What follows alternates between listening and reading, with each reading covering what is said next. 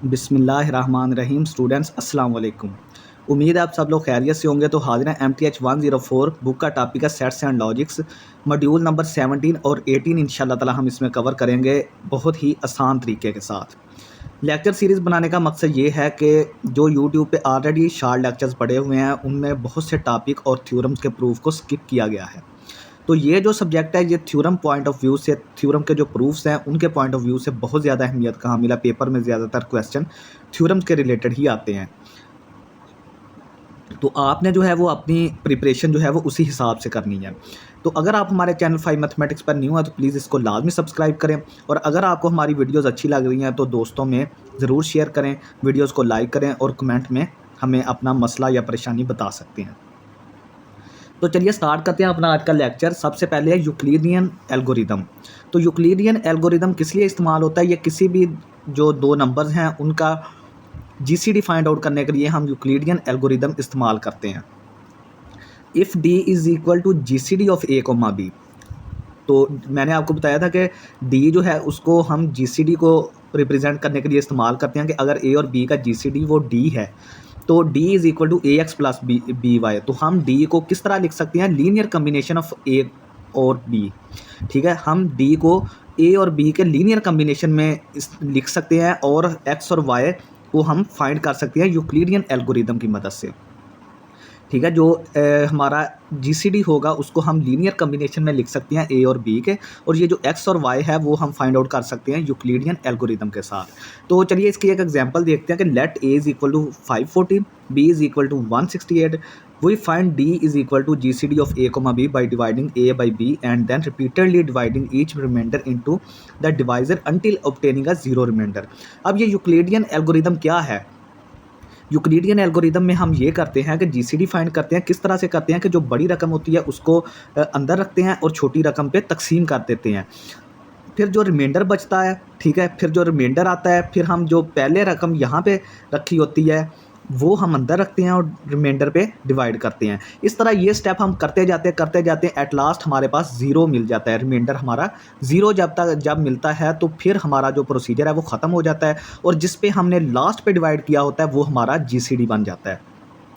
Simple सी बात है कि आपको दो नंबर्स दिए जाएंगे, उनमें से जो बड़ा नंबर होगा उसको आप अंदर रखेंगे और छोटे पे तकसीम कर देंगे। फिर आपके पास एक रिमाइंडर आएगा। फिर आपने क्या करना है, जो आपने पहले बाहर रखा है, जिस पे आपने पहले जिसके साथ डिवाइड किया है वो आप अंदर रखें, और रिमाइंडर पे ये जो रिमाइंडर बचा है उस पे तकसीम करें। फिर यही चीज़ जो रिमाइंडर बचेगा उस पे तकसीम करना है, और जो जिस पे पहले आपने तकसीम किया था वो आपने क्या रखना है? अंदर रखना है। ये प्रोसीजर आपने चलाते जाना है। तो देखें मैंने यही प्रोसीजर किया है। पहले 540 जो बड़ा था उसको अंदर रखा, 168 पे डिवाइड कर दिया, ये 3 पे गया तो नीचे 504 और 36 इसका रिमाइंडर। अब नेक्स्ट स्टेप पे हमने क्या करना है कि 168 जिस पे डिवाइड किया था उसको अंदर रखें और रिमाइंडर पे डिवाइड कर दें। अब 4 पे जाएगा तो 144 और 24 नीचे बचेगा। अब आपने क्या करना है कि 36 जो था उसको अंदर रखें और 24 पे डिवाइड करें। फिर 1 पे गया, 12 इसका रिमाइंडर आ गया। अब आपने क्या करना है, जो 24 है उसको अंदर रखें और 12 पे डिवाइड करें। तो ये देखें 2 इंटू 24, ये नीचे ज़ीरो बच गया। अब ये जो लास्ट पे जहाँ पे हमें ज़ीरो रिमाइंडर मिला है, जिस पे आपने लास्ट पे डिवाइड किया था, 12 पे डिवाइड किया था, तो 12 इसका क्या हो जाएगा? जीसीडी हो जाएगा। तो ये देखें जीसीडी ऑफ 540 168 किसके बराबर है? GCD of 168 36, GCD of 36 24, GCD of 12 into 4 is equal to 12। यानी ये सब का जीसीडी जो है वो 12 आ गया हमारे पास। ठीक है, पहले हमने 540 160, ठीक है, फिर 168 36, फिर 36 24 24 12, सब का जो जीसीडी है वो 12 आ गया। तो मैंने आपको बताया था कि जो जीसीडी होता है उसको हम d is equal to a x plus b y में लिख सकते हैं। तो डी यहाँ पे 12 आया, ए हमारा 540 था, बी हमारा 168 है, और ये साथ हमने एक्स वाई लिख के इसको लीनियर कम्बिनेशन में लिख दिया। ठीक है, अब मैं आपको डिविजिबिलिटी की एक डेफिनेशन बताता हूँ, वो आपने याद रखनी है कि अगर ए जो है वो बी को डिवाइड कर रहा है, ये मैंने आपको सिंबल बताया था ना कि ए डिवाइड्स बी का सिंबल है, यानी ए जो है वो बी को डिवाइड कर रहा है। तो इसको आप किस तरह लिख सकते हैं कि बी इज़ इक्वल टू, यानी जो नीचे वाली ये वाली टर्म है उसको बी इज़ इक्वल टू ए, यहाँ पे ये वाला नंबर, क्यू यहाँ पे क्या है? क्वोशंट। इसको क्वोशंट बोलते हैं। जो ऊपर हम आंसर में लिखते हैं वो क्वोशंट होता है, यानी कि आप ए को किसी ऐसे नंबर के साथ ज़रब देंगे तो क्वोशंट, ठीक है, वो क्वोशंट होगा A times some quotient, quotient plus R, R यहाँ पे क्या है, रिमाइंडर है, ठीक है। तो यानी अगर आप हम बोलेंगे कि ए बी को डिवाइड कर रहा है, अगर बी को हम इस तरह लिख सकें, ठीक है, ये डिविजिबिलिटी की डेफिनेशन है, ये आप जो नंबर थ्योरी है उसमें पढ़ेंगे जाके। यानी ए डिवाइड्स बी को हम क्या बोलेंगे कि अगर ए बी को डिवाइड कर रहा है तो हम लिखेंगे कि b is equal to, b को हम फिर ए क्यू प्लस आर की शक्ल में लिख सकते हैं। आर यहाँ पे रिमाइंडर है, ए हमारा जो है वो ये वाला नंबर है, और क्यू यहाँ पे कोई क्वोशंट है जिससे हम मल्टीप्लाई करके लिखते हैं, ठीक है। अब ये देखें कि यहाँ पे हमने क्या किया कि 540 is equal to 3 times 168 plus 36। अब ये वाली डेफिनेशन इस्तेमाल करके हमने इसको, ये चीज़ को किया है, इस चीज़ पे हमने ये वाली डेफिनेशन इस्तेमाल किया। अब देखें हम जो 168 था वो 540 को डिवाइड कर रहा है, 168 540 को डिवाइड कर रहा है, यानी कि 168 डिवाइड 540, ये वाली चीज़ याद रखें। अब इस पे ये डेफिनेशन अप्लाई करें तो इसको 540 को हम किस तरह लिख सकते हैं, ये ए कहाँ पे आ गया, ए हमारा 168 है, तो ए को हम 3 से ज़रब दें, यहाँ पे क्यू की वैल्यू 3 आ गई, रिमाइंडर क्या बचा यहाँ पे 36, तो ये देखें हमने 36। इसको सिंपल हमने क्या किया कि ये वाली जो चीज़ है इसको उठा के उस तरफ ले गए, तो ये इक्वेशन आ गई हमारे पास, सिंपल हमने ये उठा के उस तरफ ले गए। अब इस पे अप्लाई करें, इस पे अप्लाई करें, इसका मतलब ये है कि 36 जो है वो 168 को डिवाइड कर रहा है, 36 जो है वो 168 को डिवाइड कर रहा है। तो 168 को हम कैसे लिख सकते हैं, 168 इज़ इक्वल टू 4 इंटू, ए की वैल्यू यहाँ पे 36 है तो क्यू की वैल्यू 4 हो गई, प्लस 24 रिमाइंडर आ गया, ठीक है। ये हम यही वाली डेफिनेशन बार बार इस्तेमाल कर रहे हैं, ठीक है। तो सिंपल आपने क्या करना है, ये वाली चीज़ को उठा के उस तरफ ले गए तो ये इक्वेशन बन गई। अब लास्ट पे यहाँ पे आप ये वाली डेफिनेशन अप्लाई करें कि 24 जो है वो 36 को डिवाइड कर रहा है, तो 24 36 को डिवाइड कर रहा है, तो 36 को हम कैसे लिख सकते हैं, 1 इंटू 24 प्लस 12 इसका रिमाइंडर आ गया, तो इसको भी सेम उठा के उस तरफ ले जाएं तो ये इक्वेशन आपके पास बन जाएगी। नेक्स्ट हमारे पास अब here 12 is equal to 36 minus 1। अब आपने लास्ट वाली ये वाली इक्वेशन लेनी है, ये वाली इक्वेशन लेके, और इसमें जो ये वाली वैल्यू है ना 24 की, ये 24 की वैल्यू है ये वाली, ठीक है। तो यहाँ पे आपने 24 की वैल्यू पुट कर देनी है, ये वाली इक्वेशन सारी। तो ये देखें यहाँ पे मैंने ये वाली वैल्यू पुट कर दी। अब इसको थोड़ा सा सॉल्व करें तो ये चीज़ आ जाएगी, ठीक है। अब आपने क्या करना है, अब आपने ये करना है कि ये 5 है, ये 36 है, अब आपने ये 36 वाली वैल्यू उठानी है, ये वाली 36 की वैल्यू क्या है, ये वाली, वो आपने यहाँ पे 36 की जगह पे ये वाली रख दी, -1 इंटू 168 वैसे ही आ गया। इसको थोड़ा सा सॉल्व करेंगे तो ये हमारे पास क्या आ जाएगा, ये चीज़ आ जाएगी, ठीक है। जब ये चीज़ आ जाएगी तो यहाँ से 540 की जगह पे क्या आ गया, ए आ गया, ए की वैल्यू कितनी 540 माइनस 16 आ गया, 168 किसकी वैल्यू है, बी की वैल्यू। तो देखें कि यहाँ से फिर क्या हुआ कि x की वैल्यू हमें कितनी मिल गई 5, और y की वैल्यू हमें कितनी मिल गई -16, ठीक है। ये सारा प्रोसीजर हमने x और y की वैल्यूज़ फाइंड आउट करने के लिए किया है। जो ये यहाँ पे जो x और y हमने लिखे थे ना, a और b की वैल्यू तो हमारे पास आ गई, अब x और y की हमने फाइंड आउट करनी थी। तो ये देखें, ये इक्वेशन हमने सिंपल सी, यहाँ पे ए की वैल्यू 540, यहाँ पे बी की वैल्यू, बाकी ये जो बची हैं, फिर इस इक्वेशन को आप इसके साथ कंपेयर कर लें, ये वाली इक्वेशन के साथ, ठीक है। तो यहाँ से आपको जो x की वैल्यू मिली है वो कितनी मिली है, 5 मिली है, ठीक है। y की वैल्यू कितनी मिली है, -16 मिली है। सिंपल सा ये एक प्रोसीजर था। नेक्स्ट हमारे पास a की वैल्यू ये है, b की वैल्यू ये है, हमने सबसे पहले इसका GCD फाइंड करना है, और फिर उसने कहा कि अगर हम d को इस तरह लिख सकें, ये भी वो लीनियर कम्बिनेशन में सिर्फ x और y की जगह पे सॉरी, x और y की जगह पे सिंपल उसने क्या कर दिया, m और n रिप्लेस कर दिया, सिर्फ उसने ये किया है। यानी d is equal to ax plus b y, अब पहले लिखते थे ना, अब उसने m a plus n b, x और y को m और n लिख दिया। सिंपल हमने m और n की वैल्यूज़ फाइंड आउट करनी है। पहले जीसीडी फाइंड करना है। तो देखें ये जो बड़ी रकम है इसको अंदर रखें और छोटी पे डिवाइड कर दें, ये इसका रिमाइंडर आ जाएगा। फिर आपने क्या करना है कि जिस पे पहले डिवाइड किया था वो अंदर रखें और रिमाइंडर पे डिवाइड करें, तो ये आ जाएगा रिमाइंडर। फिर आपने क्या करना है कि 2604 को अंदर रखें और रिमाइंडर पे डिवाइड करें, तो ये चीज़ 84 आ जाएगी। अब आपने क्या करना है कि 504 को अंदर रखें, रिमाइंडर पे डिवाइड करें, तो ये 0 आ जाएगा। तो इसका जो जीसीडी होगा वो हमारे पास क्या होगा, 84 होगा, क्योंकि लास्ट पे जो 0 रिमाइंडर मिला है वो हमें 84 पे मिला है। ठीक है, तो देखें जीसीडी ऑफ दिस क्या आ गया, 84 आ गया। अब आप इसको क्या लिख सकते हैं, डी की वैल्यू 84 आ गई, तो एम हमने फाइंड आउट करना है। ए की वैल्यू कितनी हमें दी है, ए की वैल्यू दी है 8316 प्लस एन फाइंड आउट करना है, बी की वैल्यू है 10920। ठीक है, तो ये इक्वेशन हमारे पास आ गई। हमने अब एम और एन की वैल्यूज़ फाइंड आउट करनी है, जिस तरह हमने पीछे एक्स और वाई की वैल्यूज़ फाइंड आउट की थी ना। तो सिंपल आपने क्या करना है, वही वाली डेफिनेशन लगाएं जो मैंने आपको बताया था कि अगर ए बी को डिवाइड कर रहा है तो बी को हम कैसे लिख सकते हैं।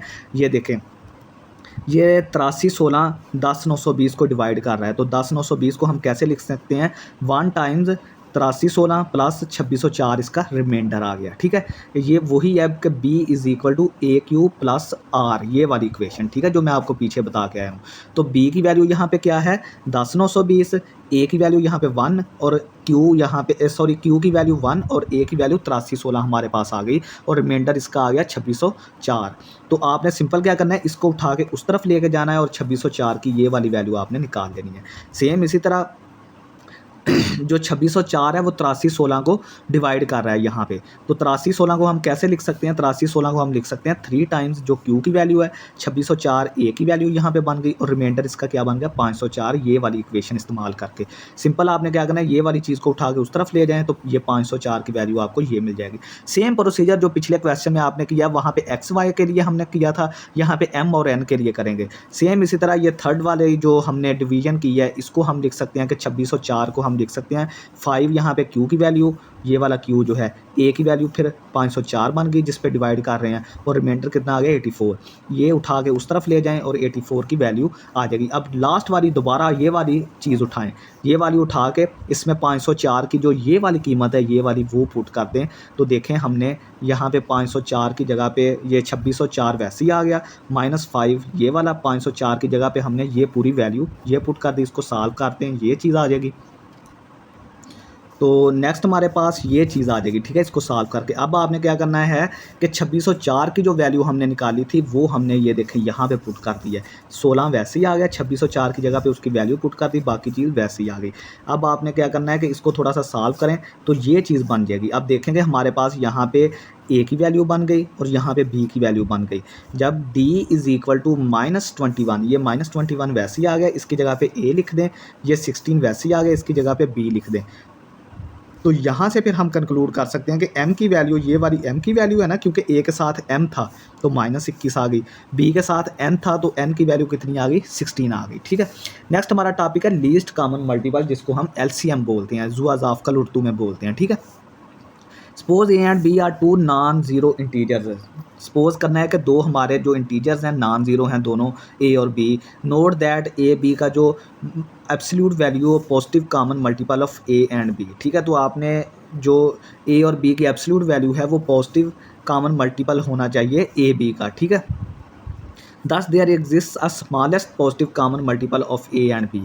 तो यहाँ पे हमारे पास एक छोटे से छोटा जो पॉजिटिव कॉमन मल्टीपल होगा ए और बी का वो एग्जिस्ट करेगा। ठीक है, तो इसको हम डिनोट करते हैं एलसीएम ऑफ ए बी से। ठीक है, जो छोटे से छोटा पॉजिटिव कॉमन मल्टीपल होगा ए और बी दोनों का, उसको हम क्या बोल देते हैं एलसीएम या least common multiple of a comma b. इसकी आप एग्जांपल्स देखते हैं कि एलसीएम ऑफ 2,3, ये तो छोटे छोटे हैं, ये तो आप सिंपल इसको मल्टीप्लाई करेंगे तो इसका एलसीएम आपके पास 6 आ जाएगा। लेकिन जो असल मेथड वो ये है कि आप तमाम मल्टीपल्स लिखें। 2 के मल्टीपल कौन कौन से हैं, 2 सबसे पहले खुद है, फिर 4 आता है। यानी कि मल्टीपल क्या होता है कि जिनको 2 डिवाइड कर रहा है, जिनको 2 डिवाइड कर सकता है। तो देखें 2 किस किस को डिवाइड कर सकता है, 2 को कर सकता है, 4 को कर सकता है, 6 को कर सकता है, 8 को, 10 को, 12 को, और इस तरह बेशुमार इसके क्या हैं मल्टीपल्स हैं। 3 किस किस को कर सकता है, 3, 6, 12, 15, 18, इस तरह करके ये चलता जाएगा। अब आपने इसमें देखना है कि जो छोटे से छोटा दोनों में कॉमन मल्टीपल है ना वो 6 है। तो देखें इसका एलसीएम कितना आ गया, 6 आ गया। इसी इसी तरह 4 के आपने मल्टीपल लिखने हैं, फिर 6 के लिखने हैं। उनमें जो सबसे छोटा मल्टीपल होगा, कॉमन मल्टीपल दोनों में होगा, वो 12 होगा, तो इसका एलसीएम ये आ जाएगा। 9 10 का जो है वो 90 आ जाएगा। इस तरह आपने 9 के भी लिखने हैं, 10 के भी लिख के फिर जो छोटे से छोटा कॉमन मल्टीपल होगा वो आपने लिखना है, तो वो उसका जो है वो एलसीएम हो जाएगा। ठीक है। फॉर नेक्स्ट एक पॉइंट है कि for any positive integer A we have LCM 1 A is equal to A. तो अगर आपके पास दो नंबर्स इस तरह आ जाते हैं कि एक उनमें 1 है और एक कोई नंबर ए है, ठीक है, एक नंबर 1 है और कोई दूसरा नंबर कोई भी इंटीजर हो सकता है जिसको हमने ए लिखा है, तो उसका जो एलसीएम होगा वो दूसरा इंटीजर आ जाएगा। जिस तरह के अगर आपके पास फ़र्ज़ करें एलसीएम ऑफ 1,5 आ जाए, तो इसका एलसीएम 5 आ जाएगा, क्योंकि देखें ये साथ 1 आ गया, तो ए की उसने कहा कि 1 और ए, तो ए आपने उसका एलसीएम लिख देना है। अब यहाँ पे एक जगह पे 5 है और साथ 1 है, तो इसका 5 एलसीएम आ गया। ठीक है।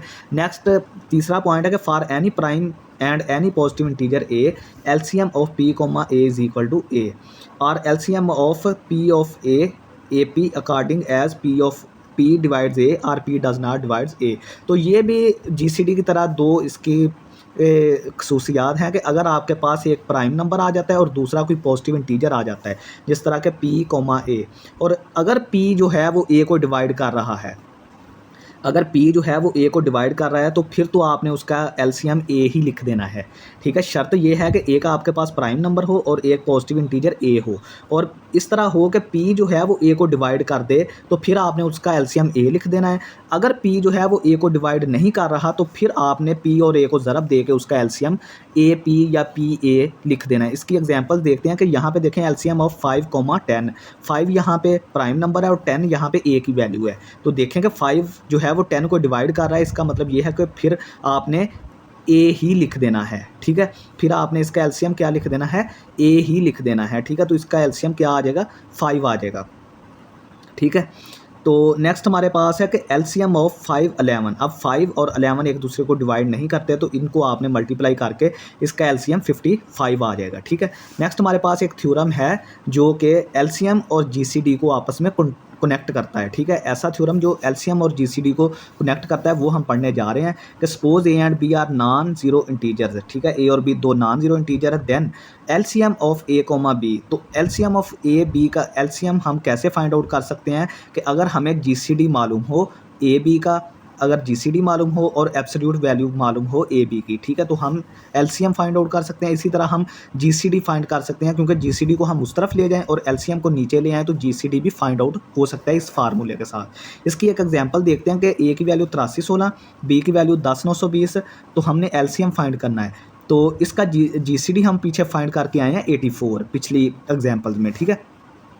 तो देखें दोनों को आप ऊपर क्या है आपने लिखा हुआ फार्मूले में ए बी, यानी दोनों को आपने ज़रब देनी है और उसकी एब्सोल्यूट वैल्यू लेनी है। ठीक है। दोनों को ज़रब दे के एब्सोल्यूट वैल्यू, ये तो दोनों पॉजिटिव नंबर है, एब्सोल्यूट वैल्यू तो इसकी लेने की ज़रूरत नहीं है, तो दोनों को ज़रब दे दें। एब्सोल्यूट वैल्यू आपने कब लेनी है, जब आपका एक नंबर नेगेटिव होगा, तो आपका ऊपर नेगेटिव आ जाएगा, तो एब्सोल्यूट वैल्यू उसको नेगेटिव को ख़त्म कर देगी। तो देखें दोनों को ऊपर ए बी की जगह पे ऊपर दोनों को ज़रब दें, नीचे जीसीडी 84 आ गया, तो इसको आप सॉल्व करके आंसर निकालेंगे, तो ये एलसीएम आ जाएगा ये वाला। ठीक है। तो ये आप प्रैक्टिस करें क्वेश्चन इसकी।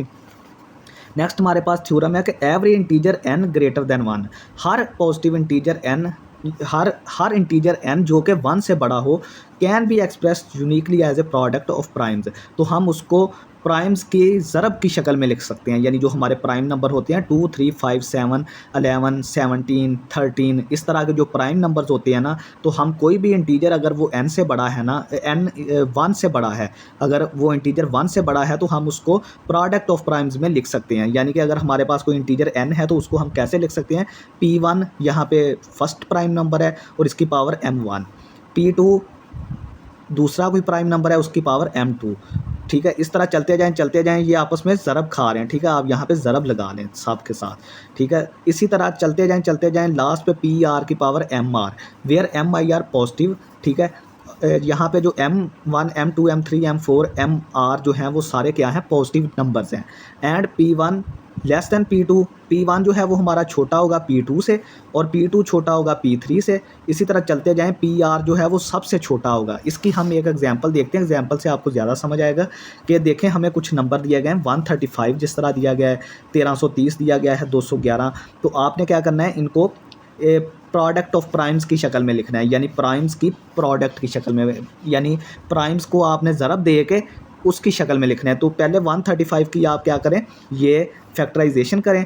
5 पे गया 27 आ गया, 3 पे गया 9, फिर 3 पे गया 3, तो 3 पे गया आ गया 1। तो हम क्या करेंगे, 5 × 3 × 3 × 3 आ गया, तो 3 की पावर 3 × 5, 5 की पावर 1 लिख लें, क्योंकि जिसकी पावर कोई नहीं होती 1 होती है। तो 3 की पावर 3, तो देखें ये अगर आप गौर करें, ये हमारा 3 जो है वो प्राइम नंबर है और इसकी पावर M1 की जगह पे हमारा क्या आ गया, 3 आ गया। 5 हमारा क्या है, 5 हमारा ये है P2 और इसकी पावर M2 1 आ गया, ठीक है। तो देखें हमने क्या किया कि 135 को प्रोडक्ट की शक्ल में लिख दिया, किसकी प्रोडक्ट में, प्राइम्स की प्रोडक्ट में, यानी 3 भी हमारा प्राइम है, 5 भी हमारा प्राइम है, दोनों को हमने प्रोडक्ट की शक्ल में लिख दिया और इनकी पावर्स भी हमारे पास आ गई और पावर्स हमेशा क्या होंगी, पॉजिटिव होंगी। जो ये मैंने MI बताया था ना कि MI पॉजिटिव होता है, तो ये पावर्स आपकी हमेशा पॉजिटिव होनी चाहिए। नेक्स्ट हमारे पास है 1330, 1330 को आप 2 पे करें, 665, 5 पे गया 133, ठीक है, फिर 7 पे गया 19, फिर 19 पे गया 1 आ गया। तो ये मैंने इसकी फैक्टराइजेशन कर दी। अब आपने क्या करना है, 2 की पावर 1, 5 भी सिंगल है तो 5 की पावर 1, 7 की पावर भी 1, 19 की पावर भी 1 आ गया। तो देखें ये सारे प्राइम नंबर्स हैं, 2, 5, 7, 19 ये सारे प्राइम नंबर हैं और इनकी पावर्स 1 है। तो हमने इसको प्रोडक्ट ऑफ प्राइम्स में लिख दिया, प्रोडक्ट ऑफ प्राइम्स में लिख दिया हमने, ठीक है। तो देखेंगे ये वाली शर्त भी पूरी हो रही है कि P1 जो है वो छोटा है P2 से। ये P1 है तो ये 5 से छोटा है ना, तो ये वाला इससे छोटा है, ये वाला इससे छोटा है। तो ये वाली शर्त जो थी मैंने बताया था कि पहला जो है वो दूसरे से छोटा होगा, दूसरा तीसरे से छोटा होगा, तीसरा चौथे से छोटा होगा। और नेक्स्ट हमारे पास है 211, 211 तो ये खुद एक प्राइम नंबर है, तो इसलिए हम इसकी फैक्टराइजेशन कर ही नहीं सकते। 211 जो है वो 211 के अलावा और 1 के अलावा किसी पे डिवाइड नहीं होता, तो इसलिए हम इसकी फैक्टराइजेशन कर ही नहीं सकते। नेक्स्ट देखें कि A हमारे पास ये है, B हमारे पास ये नंबर है। हमने GCD फाइंड आउट करना है AB का और LCM फाइंड करना है। तो GCD फाइंड आउट करने के लिए हमें पता है कि क्या करेंगे कि 2 की पावर 3 इसमें भी है, 2 की पावर 3 इसमें भी मौजूद है, क्योंकि देखें इसमें 2 की पावर 5 है तो 2 की पावर 3 इसमें कवर हो जाएगा। नेक्स्ट हमारे पास है 5 की पावर 3 इसमें भी है और 5 की पावर 3 इसमें भी है, वो निकाल लें। 11 की पावर 4 इसमें भी है, 11 की पावर 4 इसमें भी है, तो ये आ गया। इसको सबको पावर्स फाइंड आउट करके मल्टीप्लाई करें तो वो GCD आ जाएगा। LCM क्या आएगा हमारा, LCM ये आएगा कि 2 की पावर 5, ठीक है, 3 की पावर 5, 5 की पावर 4, 11 की पावर 6, 7 का स्क्वायर, ठीक है, तो 13 का स्क्वायर, 17 की पावर 3, ठीक है। तो ये सारे कवर होंगे इसमें। LCM में क्या होगा, LCM में सारा का सारा कवर होगा। जब अगर 2 नंबर आपको करेंगे देंगे तो वो उसमें आपने सारे के सारे ले लेने हैं LCM के लिए। तो इसको ज़रब दें, बहुत बड़ा नंबर आएगा, तो ये LCM होगा इसका। GCD के लिए आपने क्या करना है, GCD के लिए जो सबसे छोटी पावर्स हैं जो इसमें भी कॉमन आ रही हैं और इसमें भी कॉमन आ रही हैं, वो आपने लेनी है, ठीक है। ग्रेटेस्ट कॉमन डिवाइज़र, जैसा कि नाम से आपको पता है, ठीक है। तो देखेंगे 2 की पावर 3 इसमें भी आ रही थी और इसमें भी, यहाँ पे भी, ठीक है। 5 की पावर 3 इसमें भी आ रही थी और इसमें भी कवर हो रही थी। 11 की पावर 4 इसमें भी, 11 की पावर 6 है तो 11 की पावर 4 तो आ ही रही है, तो इसमें भी आ रही है। तो देखें ये इस तरह हो जाएगा। जो LCM है उसमें आपने हर चीज़ को कवर करना होता है, A और B दोनों के, ठीक है, कॉमन मल्टीपल्स लेने होते हैं। तो यही चीज़ इसका सारी की सारी आ जाएगी। तो ये था स्टूडेंट्स हमारा आज का लेक्चर। उम्मीद है आपको समझ आई होगी। इस चैनल को लाजमी सब्सक्राइब करें। बहुत शुक्रिया। अल्लाह हाफिज़।